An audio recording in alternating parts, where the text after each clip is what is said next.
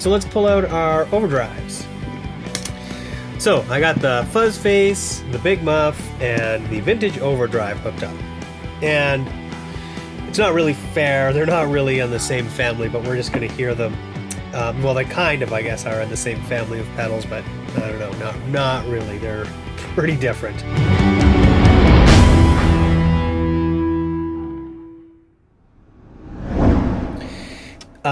Let's go through them. The Fuzz-face, this is one of the ones that I own. It's a fairly recent acquisition, and I bought it more to stack distortions into each other, and I haven't actually recorded anything with it yet. What I found with a lot of fuzz,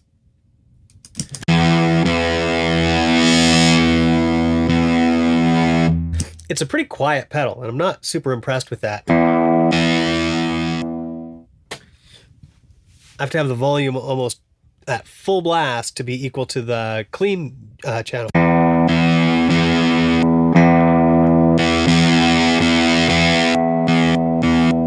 Not super impressed with that. Now, that could be a function of dual pickups. Actually, let's try this with single coils. I took a minute and familiarized myself with these 3 pedals. And I've never been a huge fan of overdrives, overdrive sounds that I get. I love overdrive sounds that other people get. So it's something that I've always felt like I need to work on with my own tone a little bit. One thing is when I use a double coil pickup like what's in the ES335, I really don't like the overdrive tones. With a single coil pickup, I like them a little bit better. I always find that I can't find that balance of distortion versus sustain. So more distortion gives you more sustain, which is really fun to play on, but then you're basically playing on a distortion sound, and you might as well go for a more high gain sound. So with that in mind, I'm trying to find that just a little bit overdriven sound, and then the Big Muff does what it does. And I found a single coil like this Jazzmaster works a little bit better with it. This guitar is a ton quieter than the double coil pickup, but let's see what we get.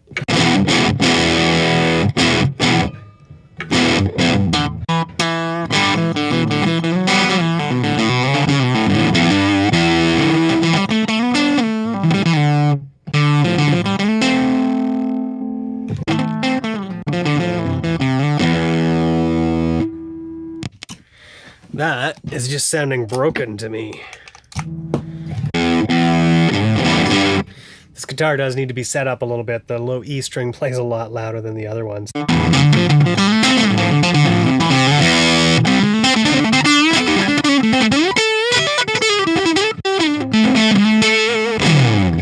So I'm not sure.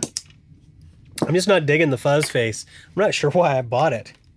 What I heard at the time. I think, I was stacking some pedals, and I obviously heard something that I liked, but I'm not liking it today.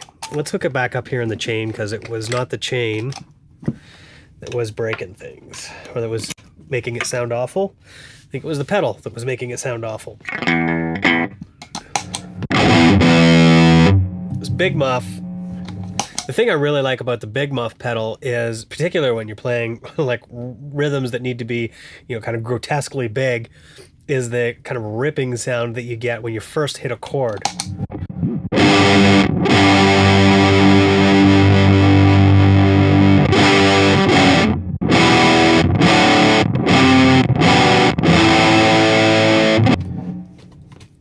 Now, the Big Muff, I'll be honest, I don't really understand what this pedal's doing. I hear, some harmonics and different things. When I turn the tone on this pedal, the volume drops significantly.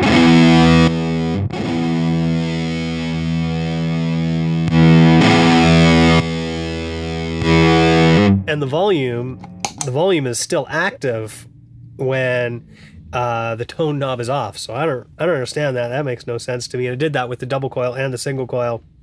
I don't like that at all. And this wicker feature, which I haven't read the manual and nor do I care to, but it just really kind of sounds like it takes the gain and it moves it into the higher frequencies. The thing I love about the Big Muff pedal is the sustain. Distortion with crazy sustain.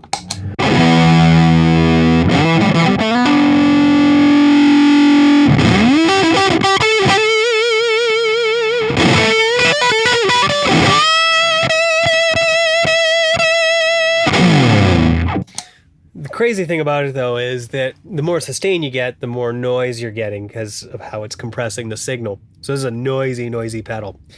But for out of control, crazy sounds, it definitely does a thing.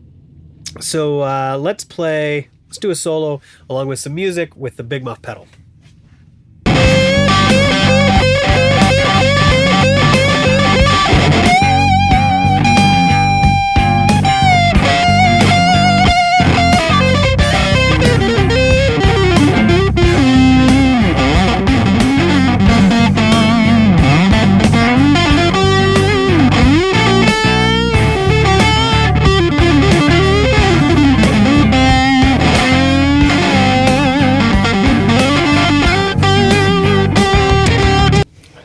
So, while I was playing that, this guitar is being held together by duct tape.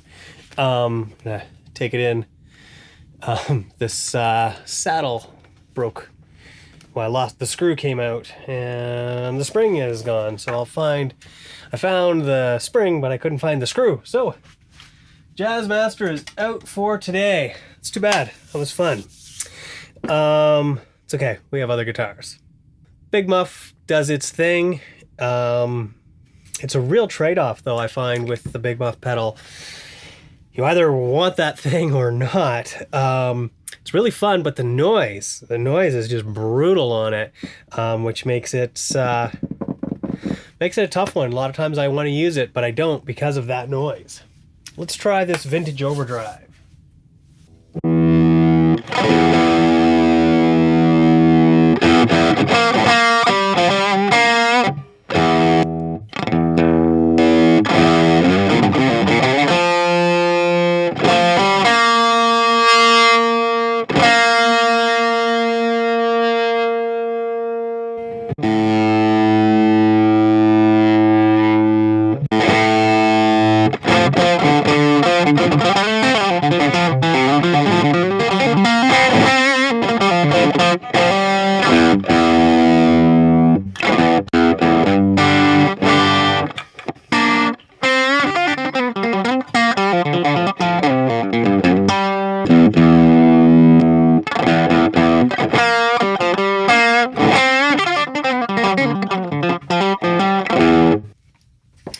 I'm just kind of getting this pedal set up, but I'm liking it quite a bit.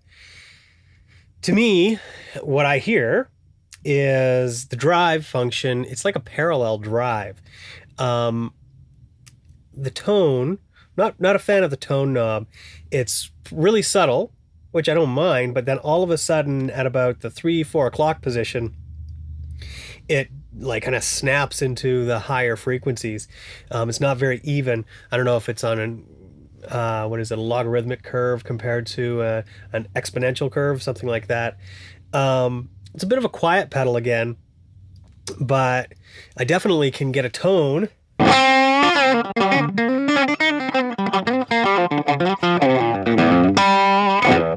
I dig that. And then with more overdrive, a lot more.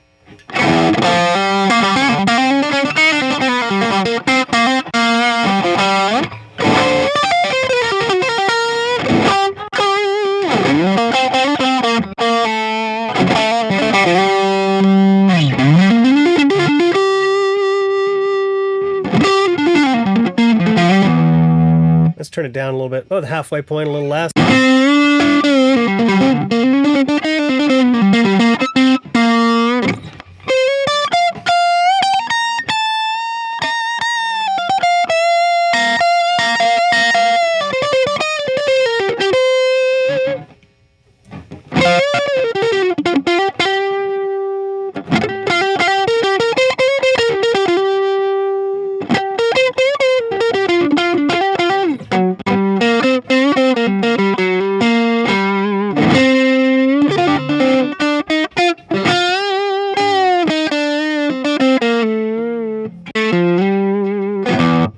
I dig that, especially if I spent more time on the overall tone of everything, because I kind of have an average sound set up here, not, going for any one specific sound. This could really be worked with. I dig that.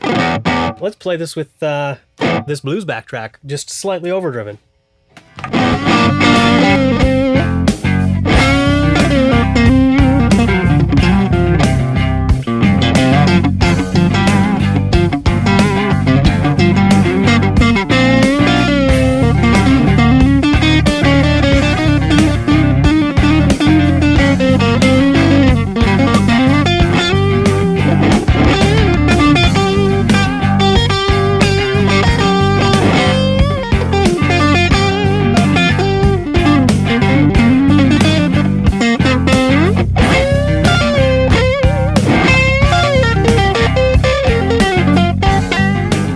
That pedal is fun all day long. Okay. Wow. Okay. Super cool. So I don't know if I like the Fuzz-face that I own. I'll probably keep it around and keep trying to make use of it for the next 20 years or so. The big muff pedal, it's fun, does its thing. This is good value for the money. And the thing I like about these Joyo pedals in general is I haven't heard that thing that happens with pedals where it's like you're getting signal loss all the time, and I'm not hearing that with those. That's super cool. I'll be interested to find out what the price point of this stuff is. So let's do the Voodoo Octave, see what we got going on there. Oh yeah, as I'm taking apart this Fuzz-face, I did try the battery just to see if it was the battery that was running low. It's not the battery. I plugged in the adapter. Everything sounded exactly the same. I'm not sure what that is. Pretty disappointed in this one. Wow. Joyo, what is going on with how you fit your batteries in? I do not like this at all. You could be pinching wires, and I'm not a fan. I'm a fan of how your Joyo stuff sounds, most of it, but not how you deal with your batteries. Okay, let's hear this fuzz tone.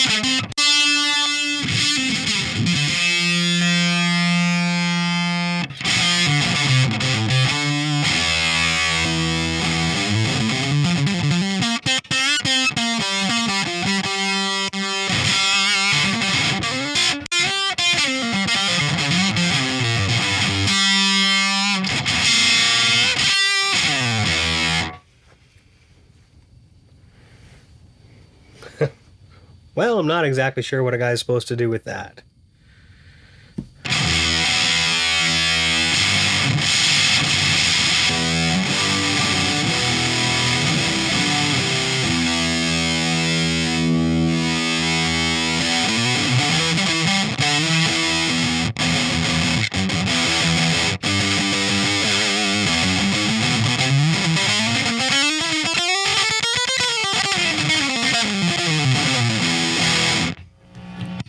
I'm going to try that with a double coil pickup.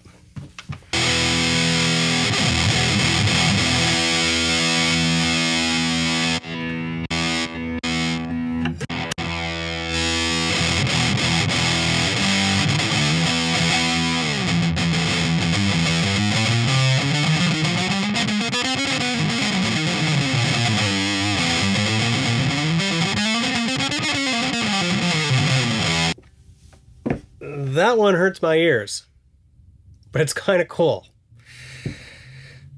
I don't really know what I would do with that. It's kind of doing a big muff thing, and then it's got this octave up. thing that's you can hear of the fuzz is like it's all on or maybe a little bit off, and they have that nasty curve in this volume pot where you're getting, you know, nothing, and then all of a sudden, boom, it's like kicking in, and it doesn't really change a ton from low to high. The tone, like, you know, trying to get rid of the really high, nasty thing going on in there. When you turn the tone knob down, you know, you're starting to scratch the itch of doing that. Then all of a sudden, your sound is just kind of pushed away. I could see using this in parallel with other stuff, like a little bit of it where it's not the dominant tone.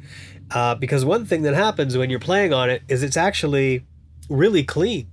Like you can play with a lot of fuzz, and as you're playing, like you can actually still hear all the notes. So for metal guys, in parallel, just to get a little bit of a distorted tone, you know, in parallel with another very nice sounding distortion, maybe something like this Actone one, that might actually work really cool. I'd have to try it. So I don't see that it's totally useless. I see that it's a, you know, kind of a extreme effect. I don't know if I'd spend money on it, but it does have my attention. So that is not at all what I was thinking this. I was thinking this was more of an octave pedal with some sort of fuzz thing built in. And the mid cut is just nasty. In my opinion, I would never, well, let's hear it.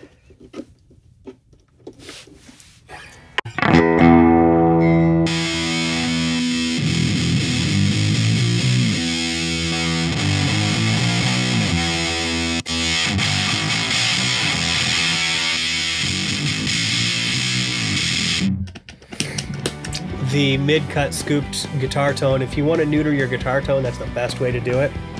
So I would not use that at all. So yeah, I'm gonna maybe experiment and try that in parallel later.